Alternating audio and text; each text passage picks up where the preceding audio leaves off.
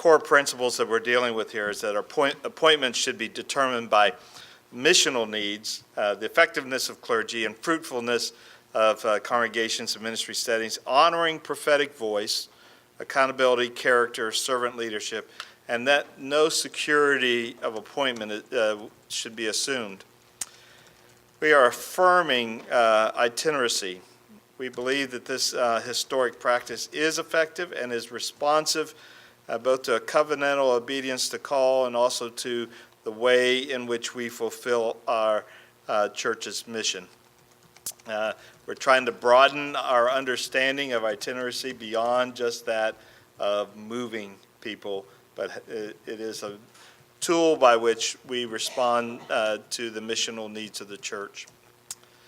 So, the challenges, security of appointment, that which we commonly call guaranteed appointment, we believe has become a barrier to fulfilling the church's mission, that the security of employment limits the ability of the church to respond to the primacy of missional needs, and that security of appointment can emphasize the needs of the church instead of focusing, of the clergy, instead of focusing on the mission of the church.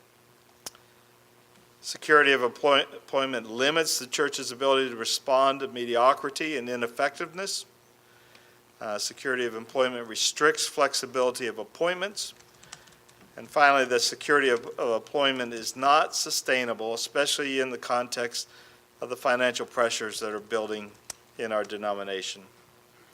So our vision is that fruitful congregations that are transforming individuals and communities served by effective clergy undergirded by a system that is itinerant, open, flexible, and responsive. So it's our recommendation that the church shift to missional appointments over the security of employment. The missional appointments are determined by missional needs of the community, effectiveness of clergy, fruitfulness of congregations and ministry settings, while honoring prophetic voice and a common value of women and ethnic leadership in the church. Missional appointments emphasize fruitfulness in ministry over security of employment.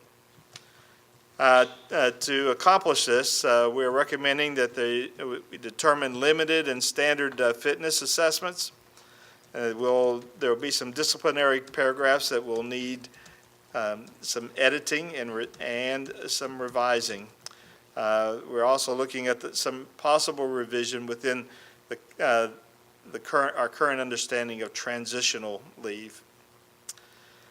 So in order to accomplish this, we recommend that the annual conference and the Board of Ordained Ministry and the Cabinet and the Bishop will determine a clear definition of and method for evaluating clergy.